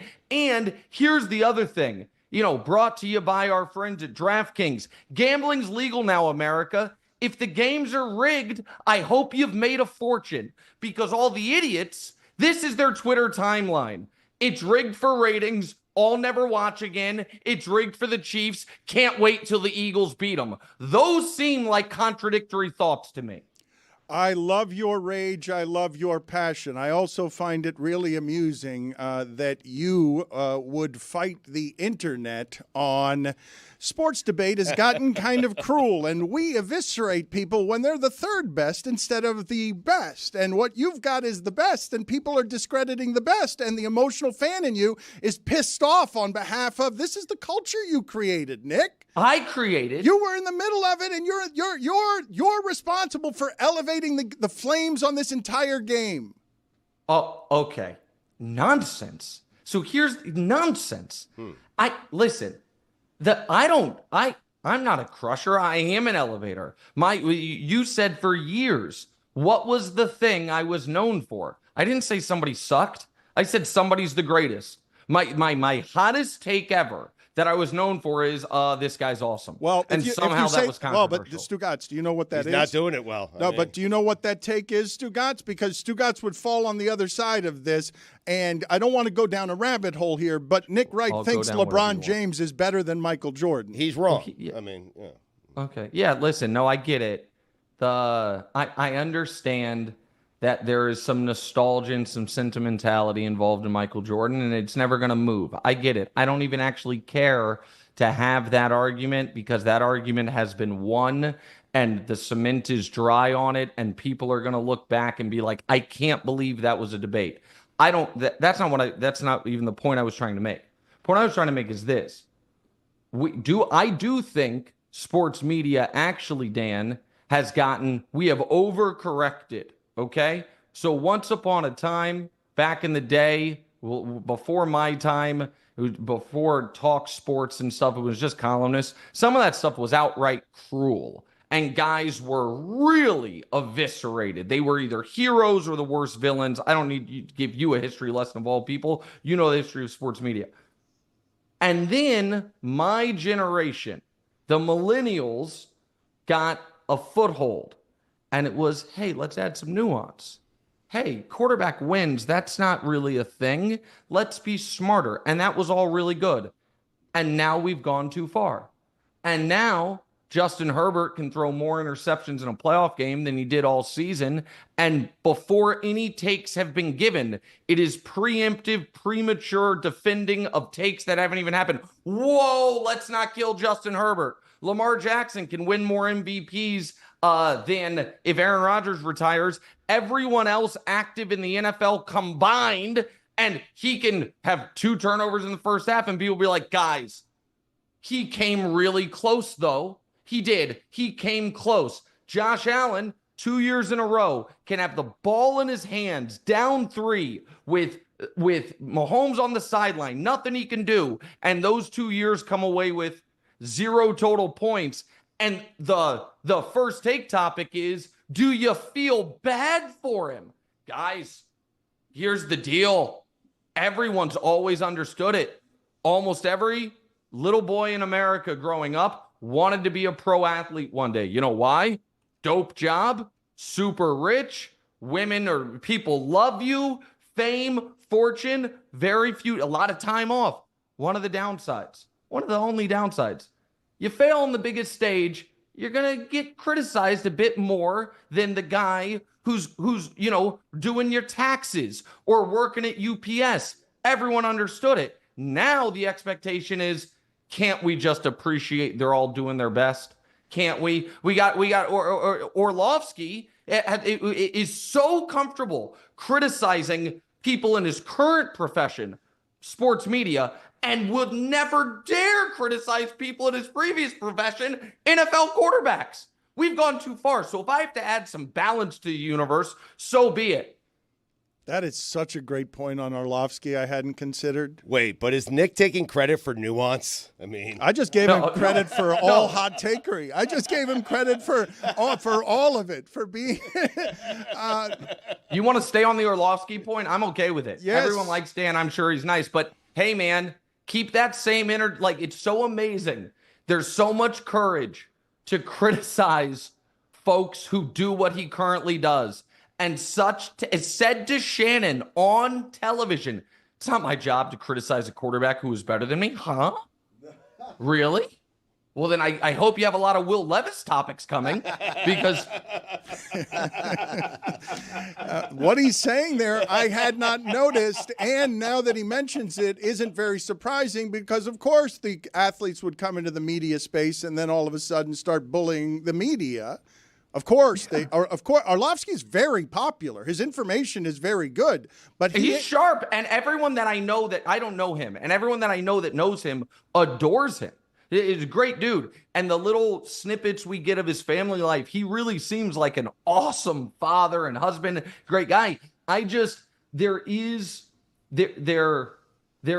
to me if you're just going to be Mr. Positivity about everything, and I'm not saying that's Dan necessarily, so be it. But there is to me a hypocrisy of, there are some sacred cows here, but I will, but not that I'll stay away from. That's all. And as the kids say on Twitter, the noticers are noticing. And maybe I'm just noticing. Well, one of the things I admire about you is I don't believe you have any sacred cows in this business. You're about telling people whatever it is that you think, and you're not too concerned with how any of that lands. You right now are enjoying the sports moment of a lifetime, right? That you have this team being this dominant, and you're insisting from coast to coast that people respect it properly while they're not.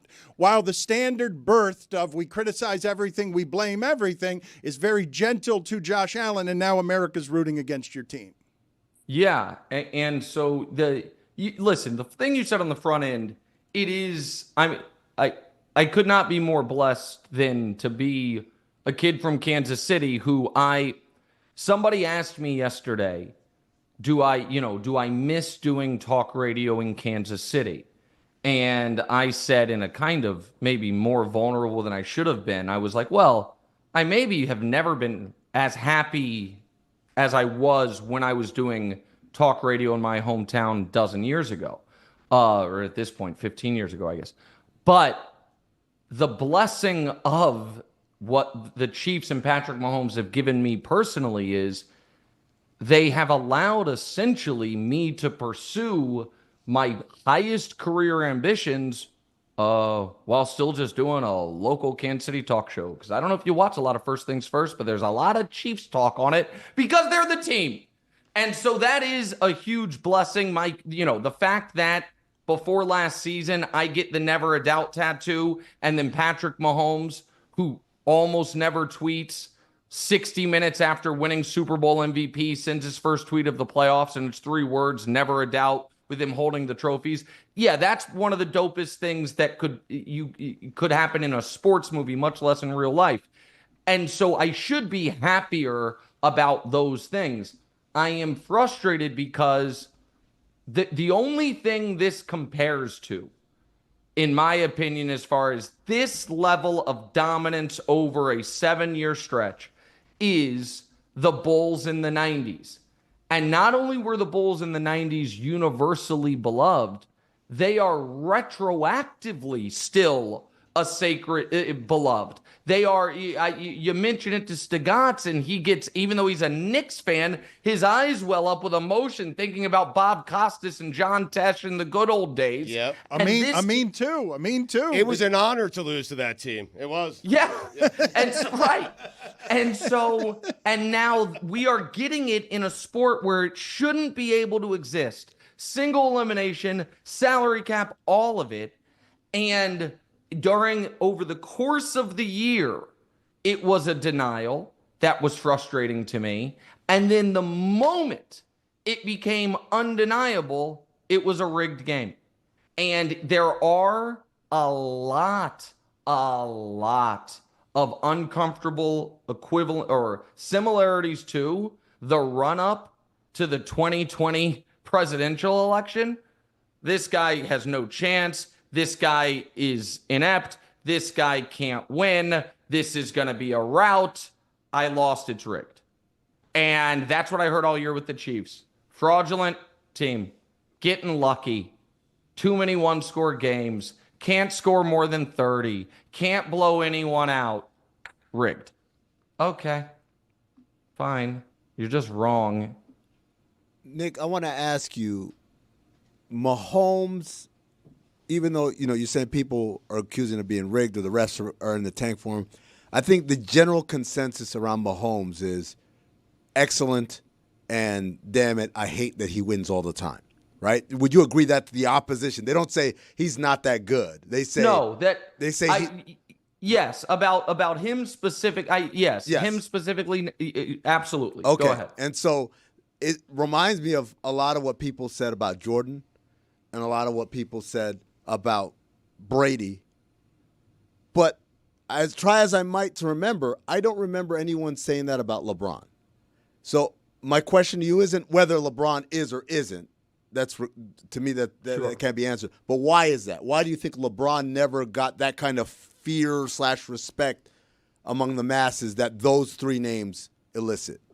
Oh, well, I think that there was something that LeBron was working against as far as from the masses, that neither Brady nor Jordan had to work against, which is two diehard fan bases who were deeply invested in him not being considered as great as he was. Because you had Jordan fans and Kobe fans who it was a part of their individual identity that needed LeBron to not be LeBron.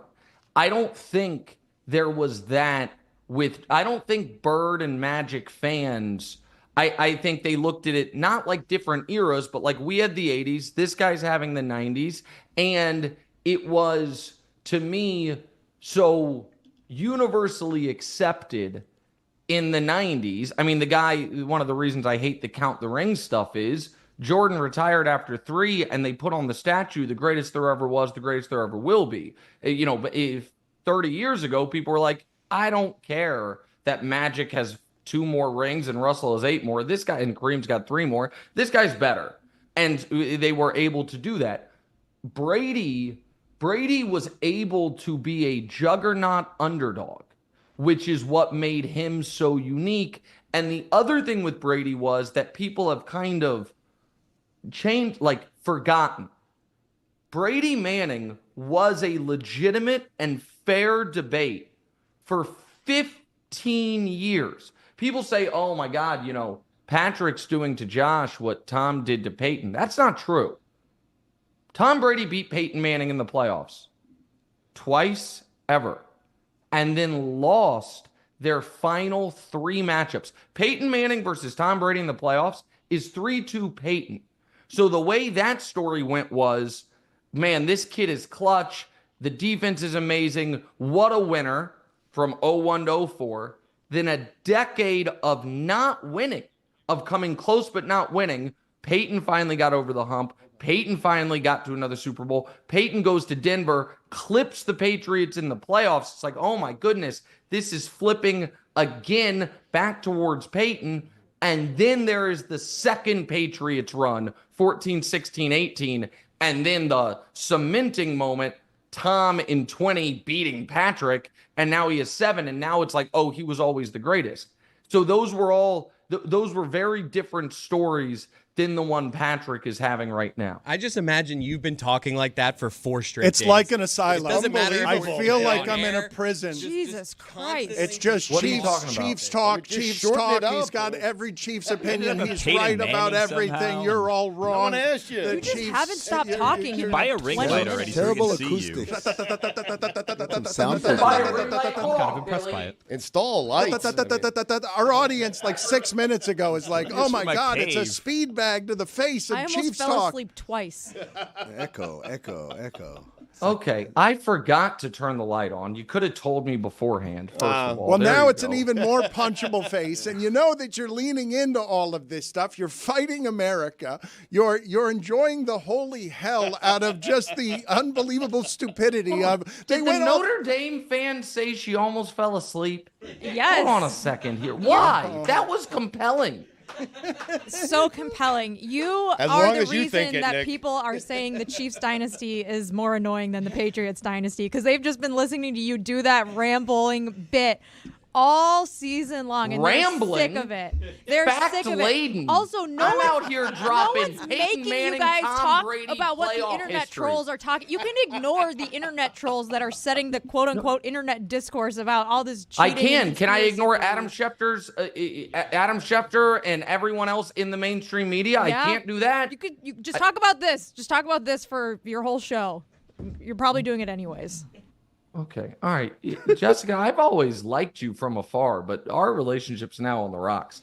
I always thought you were a really excellent addition to this team. I don't know why you're coming after me. I picked your stupid team to win the national championship, lost $2,600. Those frauds. Who told How you about to you don't do have that? a 17-play Why would drive you do? and They then were like use everything else? 8.5 point underdogs. Why would you? do Yeah, that? I know. Listen, big risk, big reward. That's what I'm saying. I'm not in these small gains. If I want small gains, I'd buy Nvidia. I guess that's probably a bad one this week. But in general, I'm a gambler. If you were like, oh, cash out, hedge your bets. I'm a god dog gambler, man. Jessica, you speak for the audience. You Yes. speak for America. Speaks for the America. I'm beloved. Nick, I'm your biggest fan. You do not have a bigger fan of like doing everything right now in sports media exactly the right way, and I get genuine joy from getting to watch you live what we lived 2010 through 2014, which is, are you kidding me? The local team is going to be the best thing. Everyone in the country is going to want to fight with it, and I get to do a local sports radio show. You're probably doing your TV show, leaving, and you've got 1,000 other things that you wanted to say. Yeah. Oh, yeah. Absolutely. That's I every did a day. 90-minute podcast yesterday, and I didn't get to the Eagles game. Oh boy. I mean, yeah. So you're getting We the all bite-sized believe you, by the versions of way. it. Are you okay? I mean, yeah, I'm okay. Gosh darn it, man. I'll be honest. Yeah. I was ready for a lot of I know the room. I know this crew, obviously. I've always felt deep down Amin probably doesn't like me. That was a nice softball LeBron question he threw me. I don't blame him for that. It's fine. I've had, Cody knows that he's my second favorite member of the Cody family, and I kind of made fun of him to start. And Mike Ryan's not there to defend me. But Jessica off the top rope for no reason, while I'm out here dropping knowledge, seems unnecessary. Where's Juju? Where's my guy? Well, I will say that Jessica spoke for Billy. Billy didn't speak up. Billy? Yeah. Billy didn't Find speak guess up. for the Super Bowl right Billy, now, did you for being agree with perfectly what honest Jessica with you. said, though? Can I be honest with you, Nick? I like not you. listening. I like you. You're very Right. nice. I met him when we did the live show in New York. He said, "Hi, Billy." He shook my hand. I was like, "How the hell does this guy know who I was?" It was a very pleasant exchange. I don't know what the hell you were talking about. Well, why it was does it- going why- on for a why while? did- why does You this- lost me, and then I was like, I really got to get. Why on does booking this for next show week. hate fact-laden, entertaining? That's a great question, content? Dan. See, We hate long answers. That's a Dan. great question. Look at your Why does allies. this show hate Bad that? ally, Okay, Nick. you know Look what? at You're allies. right. You're so right. All of you are At least so Nick right. gets into the So penalty Nick, box. we've got the punchable face. Yeah, You we- also by the way, you're competing against Paul Rudd and the guy from Modern Family, Stone Stone Street? Street. Yeah, Stone for Street. being My like the My friend. Chiefs fan. Like, My you know friend. you're already coming at this with a different disadvantage. Stone Street, my friend. Is that what you just did? He did. Yeah, of course. What do you mean? Nick, we're all just Rob jealous. Riggle? We're all fans of other AFC teams that just keep losing to the Chiefs every year. Who's okay? your AFC team, I'm a Jessica? Steelers fan, and we are so far. that We are sucks. so far. God. Oh, and that's another one. Steelers legacy. Hey, at least Here we they go. have the greatest 6-year stretch. No in one NFL is! football for another 10 days. Still About to talking. clip that one too. We're coming for everyone's records. You brought up Jordan. This is really going to stick it to Stugotz. Michael Jordan has been able to own. When you say three-peat, you think of Jordan. Right. That's got 10 more days, buddy. That's not going to be his anymore. Right. They're coming for everyone's records, everyone's hallowed ground. And you know what? I'm going to go even older school. Where's Greg Cody when you need him? Throw out the curse of the Bambino and the Babe Ruth trade. Nobody cares about this but me. Everyone's like, oh, poor Buffalo. Here's a pro tip, sports fans. Don't trade someone the greatest player ever. The Bills traded the Chiefs Mahomes, and now Mahomes kills them every year, and everyone cries for him. No one cried for the Red Sox in the 20s. Oh, Babe Ruth always beats us. You shouldn't have sold him so you could put on a play. That happened in football. The Bills had Tyrod Taylor and Nate Peterman, and they were like, let's run it back one more year, and they traded the Chiefs Patrick Mahomes. And now Mahomes sends them home every year. That's how sports are supposed to go. Fatal mistakes should be fatal. The right team is winning. And sorry, Bills fans, good people in Western New York, I get it. but you did this to yourselves. I think of Riley when I think of three-peat, and by the way, Jordan did it not once but twice. I mean, punt. Yeah. Believe it or not, Stugotz, that was a fact that I had. I did know he did it twice. Quit in the middle, and is it really a three-peat if you get clipped in the middle by the Magic? But that season doesn't count, but we don't want to talk about that. No. Why did you give like a shout out to the people of Western New York? Well, They're great. They're great fans. They're great people. No, he said the great people. You have to do that. Great people of Western New York. If Greg Cody I'll were be here, honest. he would tell you still don't have a perfect season, though. Punt. Say, great. No, he's right. We don't have a perfect season. Yet. Yeah, I mean, that's... He got your ass. We're going in order. We're speed running everything. And, we've been on some side quests, and we'll get the perfect season at some point. This year, they could have done it. And they said, you know what? If we beat Buffalo in the regular season, probably a little harder to beat them in the playoffs. So they sacrificed what would have obviously been a perfect regular season to have a better chance at the three-peat. But in a future year, when they're not going for a historic championship, they'll go for the perfect season. But that'll come. That'll come. So, yeah. I'm not worried about that. I don't know if you have more questions. And I do. I wanted to know if there were any other sacred cows that you wished to go after here before you get out of here. And I wanted to, through Stugotz, I don't know if Stugotz knows this, Nick Wright, because he's enjoying so much being public enemy number one as a Chiefs fan, making arguments on behalf of Chiefs fans. He has number 3 behind Paul Rudd and Eric Stone. Right. Is he number 3? Well, and then if Riggle's in there, number 4. What number Yeah. are you? Yeah. What number are you? Hold on. Can I make this something What very, about Taylor very Swift? clear? That's number one. That's No. Yeah. So listen, Riggle and Rudd and Stone Street, who I adore, again, good friends. Good Kansas Cityans. They're from the Kansas side. That's okay. They are the number one Chiefs. If you say Chiefs fan, Family Feud style, and people are like, who gets the votes? Taylor wins. Number 2 is me. Jason Sudeikis. Yep. No, those guys are more famous than me, but they are not more associated with the Chiefs than me. Brad Pitt's a Chiefs fan. He's more famous than all of them. But again, some of those Family Feud answers would be, I don't know the guy's name. He's got a big nose and a punchable face. The Fonz. But that's me they're talking about. So that's I'd go a step further though. I'd put you number 1 on voice for the team. Rasheed Wallace. Just being able to get like the feeling of regional pride that comes from being a fan on behalf of the team who will then make arguments on behalf of the team. Are you saying this because we couldn't get the other ones on the show? I'm promising you that those people don't get to support their team from the same place that Nick Wright gets to support this one. No, if you're saying that I'm the Baghdad Bob of the Kansas City Chiefs, that's correct, except I'm on the right side of the war. Yeah, I mean, that's definitely true. Doesn't everyone think they're on the right side of the war, though? Melissa Like, it's hard to put Yeah, your but life on the luckily- line. If Why you would you don't fight on the think- wrong Yeah, side? exactly right. Knowingly.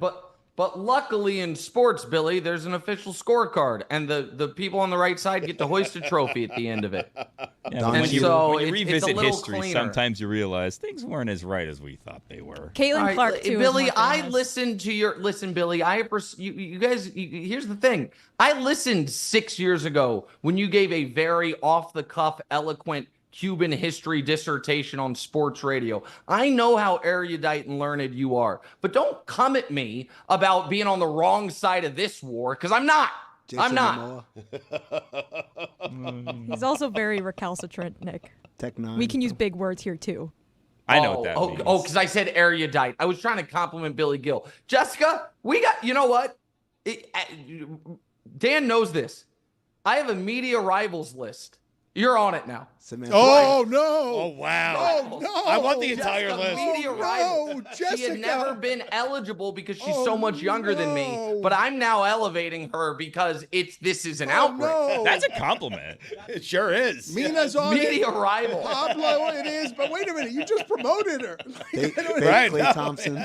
A huge promotion. That's a promotion for yes. Jessica. You just rewarded her by making her Wow. your rival. You're the Yeah, one with the punchable face. That's true, but it'll just make her all the more fun to vanquish. Erudite. Am I on it now? I mean, no. Listen, Stugotz, you are living like sometimes people live lives, and you're like, man, that path could have been mine. And every time I watch you, I'm like, man, if I just grew up in a different part of the country and suffered a minor head injury, that would have been the life I'm living. Well, thank you, Nick. No problem. I'm very happy for you, legitimately. But the question that I was asking you on the way out, because I don't know how Stugotz feels about this, because he likes and respects our show, do you get hurt at all that he appears to give his Chiefs takes to Dan Patrick first and to Colin Cowherd first, and that we are the bronze medalist on his world tour of Listen to Me Yammer? Yes, of course I'm upset by it. Nick, remember the people who got you to where it is that you're at right now. Now, you probably think you got there by yourself, but no, this show helped you, okay? This show helped you. We promoted it. I don't think that's true at all. We love you, and you got to stay loyal to the show. Nick, you got to stay loyal to this show. This show first. Stugotz, here's the thing.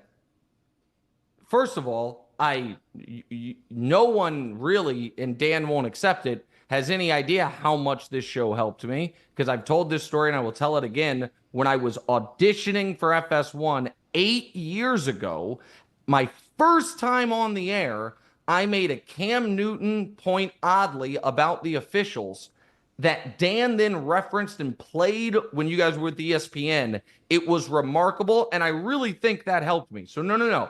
This show has helped me immensely.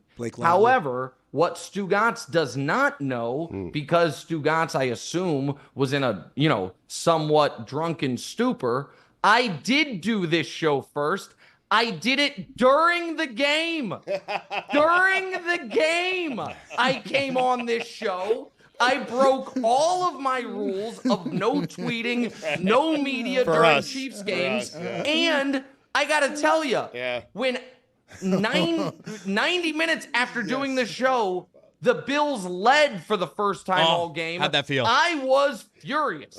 And I was on tilt. And I was blaming you guys. Yes. So I did your show. I apologize. I just wasn't here. That's fine. Fair point. And when you say a blame, though, then should we get credit? Because we're now taking credit for your things. So if you're of course. Michael You guys, Bublé. here's a cool idea. Someone in that room, instead of rooting for losing football teams, root for the team that wins every Super Bowl. No one's going to be like, oh, you were a diehard Dolphins fan. That doesn't exist. No one will blame you. So, feel free to jump on. Right now's the time, because right now they're so hated. Right now it's a cool pivot to be like, you know what?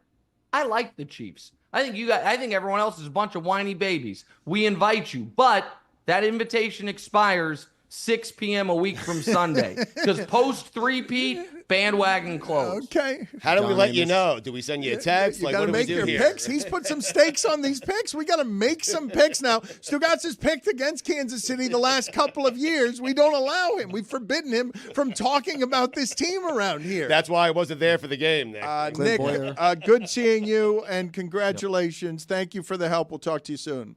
Of course. Talk to you later. Love you guys. Bye. Willie Cauley-Stein. And if you do want to go to this Super Bowl game, and man, it's going to be a doozy, download the Game Time app, create an account, use code Dan for $20 off your first purchase. Terms apply.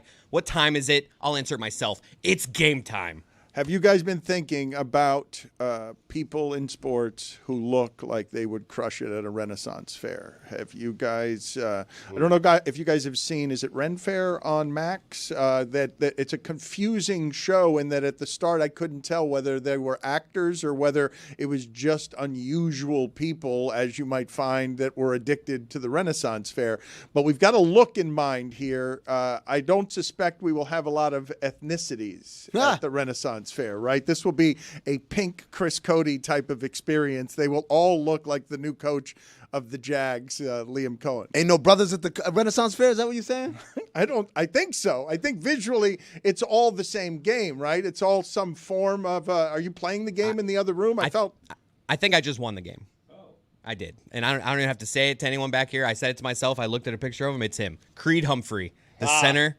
for the Chiefs. I mean, you're not going to beat it. Don't even try. It's pretty good. I'm a damn good nomination, but not as good as Creed Humphrey. Are we going across all sports or just football? All sports. We're doing all sports, and I do believe that the type, though, there's a thickness involved with the type. Right. Some long hair helps, right? An unkempt beard. Like Clay Matthews. Clay Matthews is a little aggressive, although he might be jousting over there behind the tomato throws. Right. You have to look disheveled. Does it have to be sports? Why? What would you like to do? Why would you like? I'm giving you all wants of the rules, all of Dan. sports out as the playground, but you want to go off the board? I was gonna say Jewel. Who will save your soul? How about Mike Glennon? How about old long-necked Mike Glennon? How about Enya? Jewel's great. The actually. band or just her? I could Just the see lead Jewel. singer? I couldn't believe before the show, and this has happened the last couple of days, where for some reason I'm leaving Stugotz, and Stugotz is saying that's a good idea, and so whenever Stugotz is saying that, I like to trail where it is that's coming from. I usually catch the back end, and then I hear Billy talking about the idea of not divorces, but trial divorces. Like, obviously there's separations, but more formalized, that there should be a stop between marriage and separation and trial separation and divorce, that there's a stage here. Trevor Lawrence. I kind of feel like separations already are a lot more formal than they need to be. Yeah. Because like on forms, when you fill out forms, it says, are you married, single, divorced, or separated? I'm like, you're asking me if I'm having marital problems? Is that what this question is? Which is so weird. Why does the doctor care? Like, it doesn't matter, right? So, That's why you're losing your hair. I think Stress. it depends on like. I think it's also like a. Whoa. That's what a hypothetical doctor would say. That's Right. not, I didn't You're mean right. that, like- Hypothetical person? You're a good Dr. hypothetical Eberflus, doctor, yeah. yes. Dr. Eberflus. What's this cough? Dr. Eberflus asks. You really? Amin was about to get started on something that was going to be legitimately good, and you guys just undercut him by going at his hairline. I was yes-anding. No, I was playing the game of what the doctor, why the doctor Role would do playing, that. Dan. No, I mean, but that's you all. said, did you not see what happened? Amin was about to get rolling. Slinked away. Amin was about to take flight. Like, he was so excited. upset stomach, sore ankle. There's so many headaches, migraines. Are you separated? Check. Yep. Sleep apnea. He went straight for the hair. I have never seen that happen in the history of our show, except when Amin did Ninja Warrior and started running and was about to take flight. Which time? That's a good point. He was about to take flight. He had, I know my friend here. He was about to unspool a tapestry of complaints about why does this doctor need to know that I'm separated? This is none of his business. Like, he doesn't need to invade my marriage. You don't have to take that information too. And he was about to take flight. And then Chris Cody's just staring at his hairline. Yeah. And I saw all of Amin's insecurities leak out in front of me. I was honestly looking at myself in the mirror there, dude. I was like, man, I've had a stressful year. There's no mirror between me and you. Stared right at point. You gotta see my reflection in this glass. The two of you, listen to me. The two of you staring forehead to forehead with surface area for miles. All right, relax. Both of you capable of being in a barbershop quartet only because of the shape of your face combined with your hairline. That was a mirror you were looking into. You're always wearing a hat. Zagaki, that's what I mean. I'm not throwing stones, man. You guys make fun of Chris's appearance all the time. Zagak. So you're saying I should see myself at the Ren Fair?